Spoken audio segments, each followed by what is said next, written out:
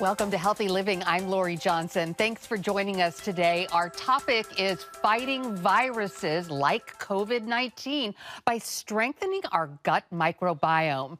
My guest is gastroenterologist Dr. Robynne Chutkan, who is the author of a number of books on the subject, including her latest, The Antiviral Gut, Tackling Pathogens from the Inside Out. Dr. Chutkan, thank you so much for being here today. It's a pleasure to see you. And thank you so much for this wonderful book. It comes just in time. My grown daughter said, Mom, my doctor wants me to strengthen my gut microbiome. How do I do that? So I ordered this on Amazon and just sent her because this is a really very comprehensive book about what to do and what not to do. But before we get to the specifics, can you talk about what the gut microbiome is? You know, a lot of people, this is something that's kind of new in the last decade, and some folks aren't really sure what it is. Absolutely. Well, Lori, thank you so much for hosting me. And I think it's great to start with a definition. The gut microbiome refers to the trillions of organisms that live in and on our bodies, mostly in our GI tract. So we're talking about bacteria, fungal organisms, parasites, viruses, one-cell organisms called protozoa. And there are more than 1 billion microbes in just one drop of fluid in your colon alone. So we're talking about lots of organisms. Although you can't see them, if we scrape them all up, they'd weigh about 3 to 4 pounds. And we think the number is somewhere around 100 trillion microbes inhabit your GI tract. And as it turns out, Lori, they're there for a very good reason, because most of these microbes are our friends rather than our foes, and they're very invested in our health and well-being. So the gut microbiome, so we're talking about our intestines and all the bacteria. These bacteria are directly related to our immune system. They directly reflect how strong or how weak our immune system is. Can you describe that? A lot of people are like, wait a second, what do my intestines have to do with getting the flu? You know, Lori, when I was in medical school, over 30 years ago at Columbia, I had a fantastic medical education. But I have to tell you, I didn't have a really good sense of the immune system. It was this sort of ephemeral, humors floating around. So the first thing I want people to know is that 70 to 80% of your immune system is actually physically located in your gut. And of course, trillions of microbes are there too. So let me explain sort of anatomically how it works. You have the gut lining, which is a barrier. It's just one cell thick. And that gut lining protects all the things inside your body, your organs, etc., from the things outside your body, namely all the bacteria, the undigested food that's floating around in your gut. So on one side of the gut lining, you have the trillions of microbes. On the other side, you have all these immune cells literally right up against the lining. They're separated by this one cell thick membrane, so that's razor thin, and there is constant communication between the two sides. So you can think of the microbes as air traffic control for the immune cells. They are literally telling them what to do. And I'll give you an example of that, Lori. There is a bacteria called Bacteroides fragilis, very common bacteria in the gut.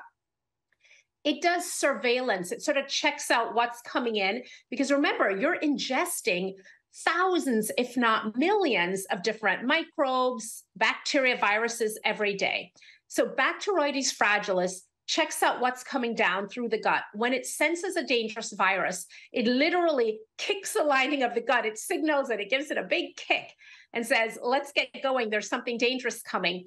And that results in the release of something called interferons. And interferons are called interferons because they interfere with viruses. And then the interferons are the beginning of this immune cascade, this whole series of events of killer T cells and antibodies that all rush in to protect us from the virus. So you can start to see, Lori, that if your complement of Bacteroides fragilis is not as healthy, as robust, if you don't have as many of these good bacteria as you should, that signaling is not going to work. So it really is very much a hand and glove relationship between the immune cells on one side of the gut lining and the microbes on the other. And you really get into this whole idea of a leaky gut, where if there is that very thin lining, if there's a puncture, if it's compromised, then that can cause a lot of health problems. But before we get to that, I did want to really focus on the main subject of your book, which is preventing, or even in some cases treating, COVID-19. And you really bring out this wonderful question that so many of us have been asking ourselves during the pandemic, which is, if certain people are exposed to COVID-19, why do some people get really sick and others don't? And you say it's often because of the strength of their gut microbiome. Can you kind of drill down on that a little? Absolutely, Laura. When you think about it, not just for COVID-19, but for virtually all illnesses, for heart attacks, for cancer, for strokes, for pneumonia, the health of the host matters. And when we talk about health host, particularly in the setting of viral infections, we're really talking about our terrain, our soil, and how healthy that soil is. And by terrain, we're really talking about the microbiome and the immune system, these things that protect you. And so if you think about somebody, an 85-year-old having a stroke, if that 85-year-old is also hypertensive and has obesity and is sedentary and a smoker and not in good health, they're not going to do as well with a stroke compared to a 35-year-old. So there are issues of age and comorbidity, but it turns out that the most predictive factor for whether you will be asymptomatic, have mild symptoms, make a full recovery, or perhaps end up very ill, plagued with post-viral symptoms, the most predictive factor is the health of your microbiome. There was a study last year that showed that you can predict respiratory failure, admission to the intensive care unit, need for a ventilator, and even death by looking at the microbiome, by analyzing it. And two bacteria in particular, one called Faecalibacteria prausnitzii. This is a bacterium, Lori, that is associated with people who eat a high fiber diet. It's protective against cardiometabolic disease, cancer, diabetes, etc. And it turns out it's protective against COVID-19. So high levels of F. prausnitzii, Faecalibacterium prausnitzii, but F. prausnitzii for short, high levels of this bacteria are correlated with a healthy microbiome, a healthy gut, a better outcome. Now the bacteria Enterococcus faecalis. Enterococcus faecalis, or E. faecalis for short, is a bacteria that's been associated with post-operative infections. And it's a dangerous bacteria because it can penetrate that gut lining that we talked about that's so important and bring viral infection into the bloodstream, into distant organs. High levels of E. faecalis means a less good outcome, a poorer outcome. So, as a gastroenterologist who studies the microbiome, this doesn't surprise me because your microbiome is a more unique identifier of you than your own DNA. It tells us everything about you, where you were born, where you've lived, medications you've taken, the diet you've eaten, environmental exposures. In fact, Lori, we can predict obesity with 92% accuracy by looking at the microbiome. So there's a tremendous amount of information there, maybe more information than we can get genetically. Well, I really love how you point out these specific bacteria, because there are so many different ones with different names and they do different things. And so some of us get a false sense of security if we say, oh, well, I eat yogurt every day, so that has probiotics in it, so my gut is probably pretty good, or I take this probiotic, so I'm fine. How do you make sure that you're getting all of these different kinds of bacteria, the ones that you named specifically that have different purposes? Lori, it's such a great question, and you're absolutely right. These bacteria are all present in our gut. So the important thing is how we feed them. So it's not going out and buying a store-bought bacteria and ingesting it. A lot of those bacteria don't survive to really create meaningful repopulation in our GI tract. But we have our own native populations, and it's really about feeding them. And we know that these good bacteria thrive on a high fiber diet. Now, you don't have to be a vegan or even a vegetarian, but you do need to eat lots of high fiber foods. It's important to incorporate those into your diet because these bacteria take the fiber from plant foods, they metabolize it and ferment it and create something called short chain fatty acids.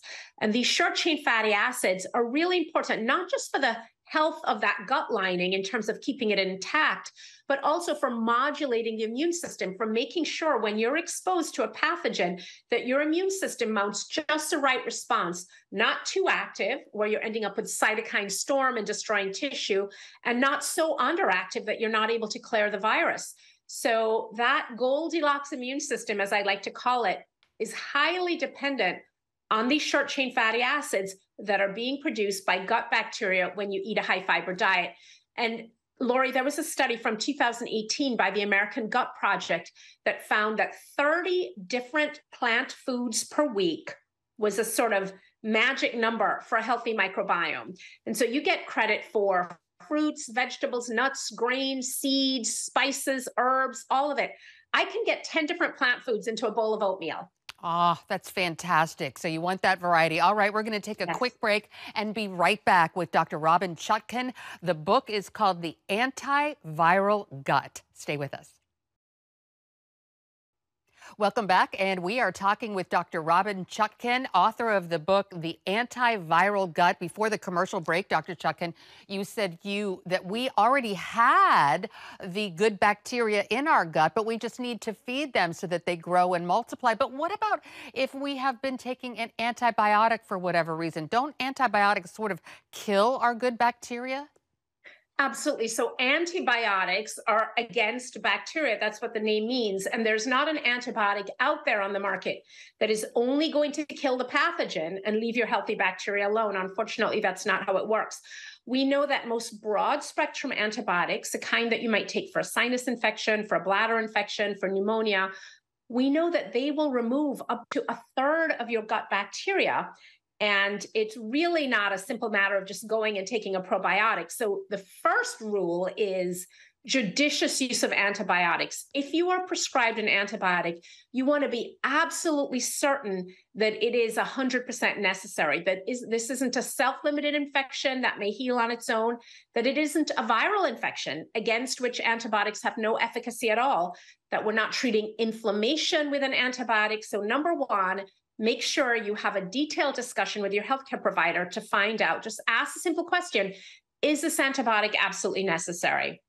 Number one.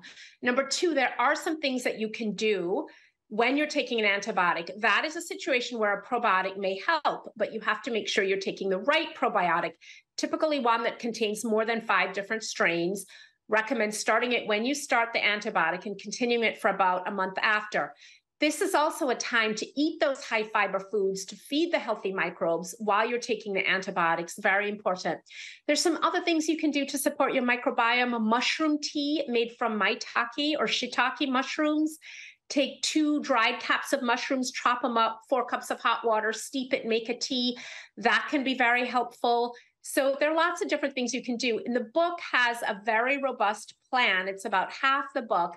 And I have a whole section on how to choose a probiotic, questions to ask if you've been prescribed an antibiotic, and what to do to mitigate the damage after antibiotics when an antibiotic is truly necessary.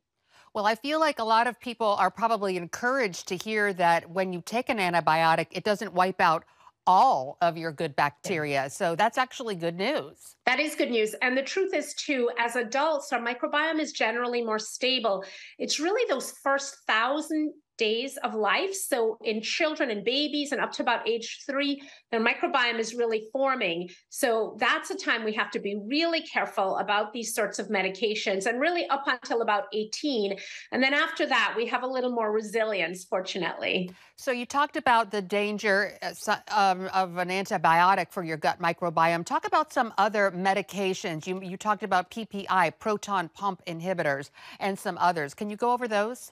Proton pump inhibitors are really potent acid blockers. They're different from H2 blockers or antacids because they completely shut down the proton pump in your stomach. And so when that happens, you remove your stomach acid. There are a couple of problems with that. The first is that, of course, stomach acid is an integral part of digestion. It provides that ideal acidic pH for your digestive enzymes to work, for the nutrients to be absorbed. So, for example, fat-soluble vitamins, vitamins A, D, E, and K, they're not going to be properly absorbed when the pH is not acidic. So, number one, very disruptive to digestion. Number two, and this is a really important point these days, is that stomach acid is one of your body's main defenses against viruses. When you ingest a virus, which is a common way for people to get infected, if you have intact levels of stomach acid, it unravels that viral protein and renders it inactive. So people taking proton pump inhibitors, there was a big study done in 2021 looking at 53,000 people, and they found that taking a proton pump inhibitor once a day doubled your risk of testing positive for COVID, and taking one of those drugs twice a day increased it 3 to 4-fold.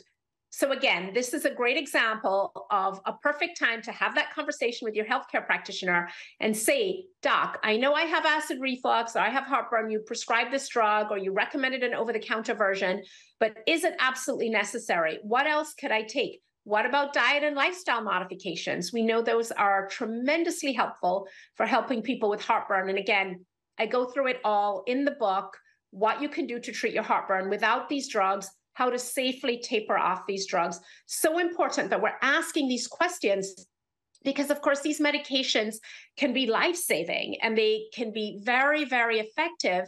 But on the flip side, they're making us more vulnerable. So we have to be sure that we're using them judiciously. Absolutely. And once again, the book is called The Antiviral Gut. We're going to take a quick break, but this has all the information about what medications could be problematic for your gut microbiome. We're going to take a quick break and be right back with Dr. Robynne Chutkan.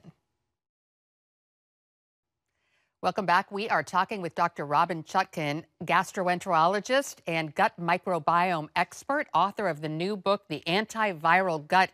So, doctor, you said, some of the things we need to watch out for, some of the medications, and some of the things we need to do. Eat a high-fiber diet, lots of those wonderful vegetables. You mentioned in the book that we should really stick away from processed foods, especially sugar-laden foods. And also, you talked about some things that are harmful for our immune system as far as lifestyle choices. Can you talk about that? Absolutely. So the lifestyle things are things that we take for granted, but they can pack a really big punch. So I'll give you an example, Lori. There was a study published last year that showed that people who are chronically sleep deprived, getting less than 6 hours of sleep a night, had an increased risk of getting COVID of 76%. And so the number is that for every additional hour of sleep you get, your risk drops by 12%. We know that vaccines are less effective in the setting of sleep deprivation, not just COVID vaccines, but vaccines for influenza, for hepatitis. We can see as much as a 50% reduction in efficacy if you are sleep deprived the 2 days before you get the vaccine. So sleep is that sort of magic elixir that resets our system. It sort of reboots our immune computer.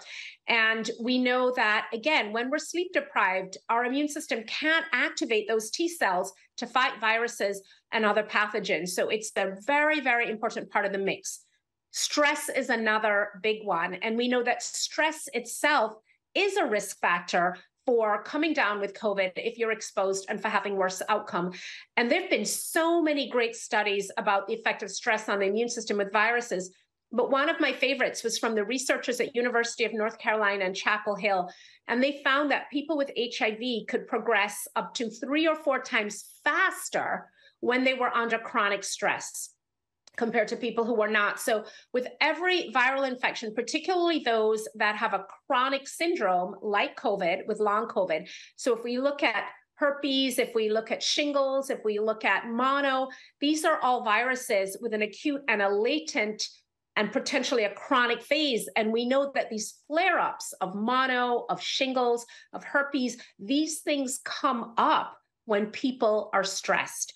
We know that certain pathogenic strains of bacteria can be increased 1,000-fold in the setting of stress. So stress hormones can allow those bacteria to multiply, replicate, and also become more pathogenic where they can penetrate that gut lining. So stress is really something we may not be able to control the stressful situation, but we can typically do something to help ameliorate our response to it. And again, in the book, I divide up what stress reducing techniques in terms of mind, body, environment, etc., what you can do to bring that sympathetic nervous system down, that fight or flight response, and to activate that calming parasympathetic nervous system that can make you more resilient. Such great information, and I'm living proof. I used to get sick every exam period during college. It just goes to show you when you're stressed out, you're more vulnerable.